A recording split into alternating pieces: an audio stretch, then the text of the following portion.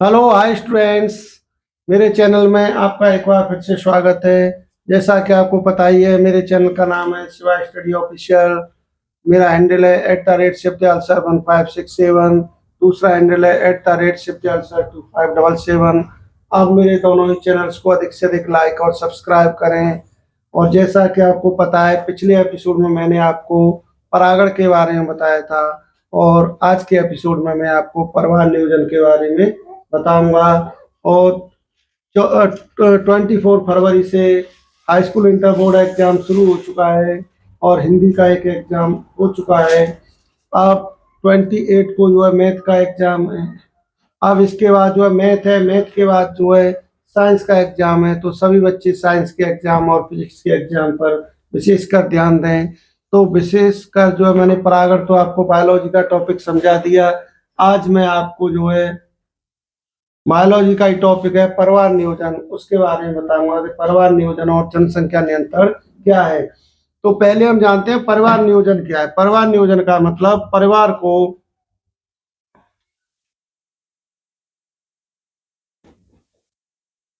सुरक्षित रखने के लिए, परिवार को सुरक्षित रखने के लिए सीमित करना, सीमित करना परिवार नियोजन कहलाता है।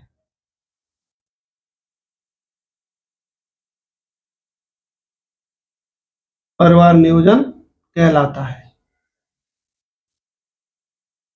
इसमें दिला यानी परिवार को सुरक्षित रखने के लिए, यानी जब परिवार आजकल के समय में आप देख रहे हो कि बहुत सारी समस्याएं, बीमारियां, परेशानी, महंगाई दर, तो इन सब में अगर ज्यादा संतान होगी तो व्यक्ति जो है अपने खर्चे ढंग से नहीं मेंटेन कर पाएगा। इसलिए परिवार को सुरक्षित रखने के लिए, बीमारियों से और हर प्रकार के, और शिक्षा प्रदान करने के लिए उसकी संख्या को जो सीमित रखना, जिससे कि आर्थिक, मानसिक और शारीरिक रूप से स्वस्थ रखा जा सके, वो सारी विधियां हैं जो है वो परिवार नियोजन कहलाता है। अब परिवार नियोजन जो है जनसंख्या वृद्धि, तो जनसंख्या वृद्धि क्या है?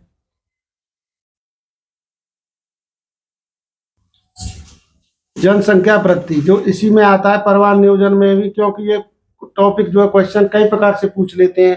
कभी परिवार नियोजन की विधियां बताइए, कभी जनसंख्या वृद्धि पर विस्तार से लिखिए। तो ये जो टॉपिक है एक दूसरे से मिलते जुलते ही टॉपिक हैं। तो अगर इसमें से कोई भी आता है तो आप उसको समझ लेंगे। तो जनसंख्या वृद्धि क्या है कि आजकल जो है हमारे जो है भारत देश में या सभी देशों में जनसंख्या पर नियंत्रण नहीं किया जा रहा है, परिवार नियोजन नहीं किया जा रहा है, जिसकी वजह से संख्या बहुत अधिक बढ़ती जा रही है। जनसंख्या अनुपात बहुत तेजी से बढ़ रहा है। और आप देख भी रहे होंगे कि 1981 में, जो 1981 के आसपास हमारे देश में लगभग जो जनसंख्या थी 70 से 72 करोड़ थी। लेकिन सन 2001 आते आते ये संख्या विस्फोट होने लग गया, और 2001 आते आते ये जनसंख्या हमारी लगभग 90 करोड़ से लेकर 95 करोड़ के समथिंग आ गई। और आज स्थिति ये है कि 2011 में लगभग ये जनसंख्या हमारी 100 करोड़ को पार करके 114 करोड़, 15 करोड़ के करीब, 115 20 करोड़ पर आ चुकी थी। और उसके बाद अब 2021 के बाद में ये जनसंख्या नियंत्रण 140-50 करोड़ के मध्य हो चुका है। 140 से 150 करोड़। तो इतनी अधिक जनसंख्या वृद्धि इतनी तीव्रता से हो रही है। तो इतनी जनसंख्या, जबकि हमारे जो संसाधन है वो इस गति से नहीं बढ़ रहे हैं। जब संसाधन नहीं बढ़ेंगे, जनसंख्या बढ़ती रहेगी, तो उनके लिए खाने के, पीने के, रहने के सारे संसाधनों में दिक्कत आएगी। उन संसाधनों को मतलब जनसंख्या के अनुपात में या तो बढ़ाया जाए, अगर नहीं बढ़ाया जा सकता तो जनसंख्या को उसी अनुपात में रोका जाए। तो जो रोकने की विधियां हैं वो सभी परिवार नियोजन के अंतर्गत आती हैं, क्योंकि जमीन नहीं बढ़ रही है, इनकम नहीं बढ़ रही है, प्रति व्यक्ति आय नहीं बढ़ रही, लेकिन जनसंख्या बढ़ेगी तो इसका जो भार है वो देश की अर्थव्यवस्था पर पड़ेगा। तो उसको रोकने के लिए परिवार नियोजन जरूरी हो जाता है। तो जनसंख्या वृद्धि अथवा परिवार नियोजन, तो जब इसमें आते हैं जनसंख्या वृद्धि के कारण, तो जनसंख्या वृद्धि क्यों बढ़ रही है, इसके क्या क्या कारण है, तो इसी टॉपिक में मैं आपको लिखना नहीं केवल समझा रहा हूँ, आप समझ के इसको तो जनसंख्या वृद्धि का कारण में क्या हो सकता है? नंबर एक, अशिक्षा। अशिक्षा क्या है कि लोग जो है क्या है कि पढ़े लिखे कम हैं या शिक्षा से थोड़ा दूर हैं, जिसके कारण क्या है कि वो अपने विकास के बारे में और समाज के विकास के बारे में ज्यादा नहीं समझ पा रहे हैं। इसलिए वो यानी आजकल अपना जो है जनसंख्या वृद्धि में वो बस ये लगे हुए हैं कि शादी हो जाए और बच्चे ज्यादा से ज्यादा हो जाए। तो लेकिन ये सब कुछ बच्चे होने से नहीं हो जाएगा। अगर वो शिक्षित होंगे तो वो समझेंगे कि अगर हमने अच्छी शिक्षा प्राप्त की है, हमारे बच्चे और उससे अच्छी शिक्षा प्राप्त करें। अच्छी शिक्षा प्राप्त करेंगे तो अच्छा रोजगार, अच्छा व्यवसाय उनके पास रहेगा। तो इससे क्या होगा कि वो शिक्षा के कारण यानी अशिक्षा उनको इस चीज को पैदा नहीं कर पा रही है, जिसके कारण जो है वो जनसंख्या वृद्धि में लगे हुए हैं। इसका एक कारण है। और इसके जैसे दूसरा कारण क्या है? निम्न जीवन स्तर। दूसरा कारण क्या है? निम्न जीवन स्तर। निम्न जीवन स्तर में क्या है कि उनका जो जीने का स्तर है वो निम्न है, या तो कम पढ़ी लिखी सोसाइटियों में या ऐसी जगह पर रहते हैं वहां पर ये सोचा जाता है कि इसके कितने बच्चे हैं, यानी इस तरीके की होड़ वगैरह उनमें रहती है। लेकिन ये निम्न स्तर की सोच है। अच्छे स्तर के लोग क्या सोचेंगे कि एक बच्चा भी अगर वो अच्छा कर खा रहा है तो वो हमारे लिए पर्याप्त है। तो इसलिए उनको अपने जीवन स्तर को ऊंचा उठाना पड़ेगा, या तो अपनी सोच के स्तर को ऊपर ले जाना है, या ऐसी जगह पर रहना होगा जहाँ पर जो है सब कुछ जनसंख्या को नहीं समझा जाए। और कुछ गांव में भी आपने देखा है वहाँ एक दूसरे में लड़ाई झगड़े होते रहते हैं कि चलो जिसकी ज्यादा जनसंख्या है, उसकी ज्यादा जनसंख्या होगी तो वो जो है झगड़े में ज्यादा आगे रहेगा। लेकिन ये इस तरीके की जो मानसिकता है वो ठीक नहीं है। तो इसका दूसरा कारण जो है निम्न स्तर भी हो गया। और तीसरा इसका सामाजिक रीति रिवाज। तीसरा जो जनसंख्या वृद्धि का कारण है सामाजिक रीति रिवाज। तो सामाजिक रीति रिवाज में क्या है कि सामाजिक रीति रिवाज जो हमारी है वो भी जनसंख्या वृद्धि को बढ़ा रही है। कि क्या मान लिया है कि लड़का होना जरूरी है। किसी के मान लीजिए एक लड़की हो गई, फिर उसने लड़के की कोशिश में दूसरी हो गई, तीसरी हो गई, मतलब लड़कियों की संख्या बढ़ती जा रही है लेकिन उसके लड़के नहीं हो रहे हैं। तो क्या है उससे जनसंख्या बढ़ रही है, जिसका जो है परिवार पर भी वजन पड़ेगा और समाज और देश के लिए भी वो ठीक नहीं है। लेकिन कहीं कहीं पर क्या है कि लड़कियां जैसे लड़के ज्यादा हो गए तो वो अब कहते हैं कि हमें लड़की चाहिए। तो इस तरीके का जो सामाजिक रीति रिवाज है उससे भी हमें तोड़ना होगा। एक या दो बच्चे अधिक से अधिक होने चाहिए, चाहे वो लड़की हो या लड़का हो, दोनों को ही हमें समान जो महत्व देना चाहिए। तो अगर इस प्रकार का हमारा रवैया हो जाएगा तो हम सोचते हैं कि हम जनसंख्या नियंत्रण करने लग जाएंगे। तो एक हमारा तरीका ये हो गया, सामाजिक रीति रिवाज हो गया, निम्न जीवन स्तर हो गया और अशिक्षा हो गया। यानी इस कारणों से हमारा क्या है, एक जो हमारे यहाँ की जलवायु है, तो हमारा जो देश है भारत, इसकी जो जलवायु है वो गर्म है, इसलिए यहाँ पर प्रजनन क्षमता पर लोग ज्यादा ध्यान देते हैं, जिसकी वजह से यहाँ की प्रजनन दर ज्यादा है, जिससे जनसंख्या वृद्धि हो रही है। और इसको मनोरंजन का साधन भी समझा जाता है, जिसकी वजह से क्या जनसंख्या वृद्धि होती चली जा रही है। अब इस पर जनसंख्या यहाँ तक तो कारण क्या है, वृद्धि के, यानी जनसंख्या वृद्धि के ये कारण है। इन कारणों की वजह से अब हमें जनसंख्या को वृद्धि पर नियंत्रण के कारण, तो यहाँ तक आप परिवार नियोजन समझ गए, जनसंख्या वृद्धि ये हो गया और इसके कारण क्या क्या है ये समझ गए। अब इसको रोकने के उपाय।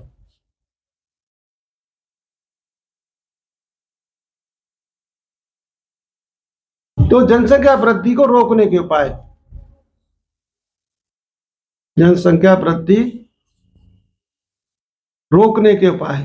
तो इसको रोकने के भी ऐसे नहीं है, उपाय तो किए जा रहे हैं लेकिन वो या तो पर्याप्त नहीं है या वो सही दिशा में नहीं हो पा रहे हैं, जिसकी वजह से कामयाबी नहीं मिल रही है। एक तो क्या है, नंबर वन है कानूनी व्यवस्था, कि एक कानूनी व्यवस्था जिसमें ऐसी बना दी जाए कि इसके इतने बच्चे होंगे, इतने से ज्यादा अगर हो जाएंगे तो उसको जो है सुविधाओं से वंचित कर दिया जाए। अगर इस तरीके का तंत्र बन जाएगा तो हो सकता है कि लोग इस पर कुछ नियंत्रण या अंकुश करने लग जाए। तो कानूनी व्यवस्था ये हो जानी चाहिए। दूसरा है शिक्षा व्यवस्था।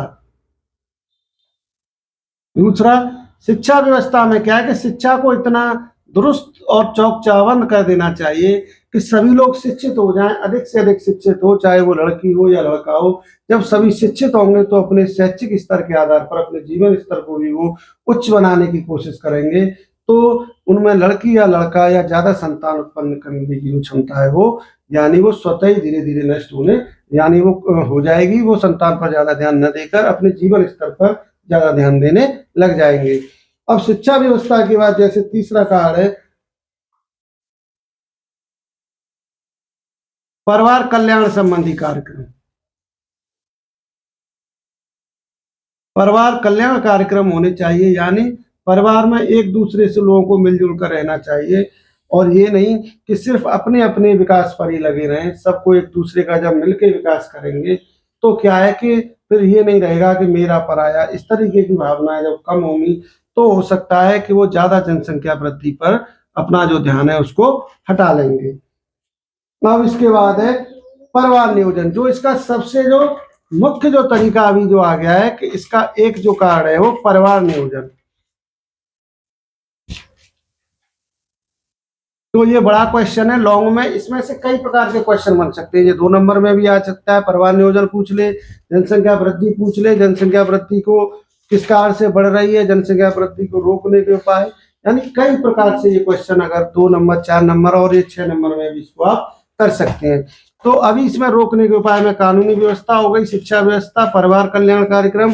अब जो है परिवार नियोजन, यानी परिवार नियोजन एक विधि है जिसके द्वारा हम अपने परिवारों को सीमित रख सकते हैं। तो अब सीमित रख सकते हैं तो परिवार नियोजन की कौन कौन सी विधियां हैं वो भी हम यहाँ पर चर्चा करेंगे। तो परिवार नियोजन की विधियों में 2 प्रकार की होती हैं, एक होती है अस्थायी विधियां,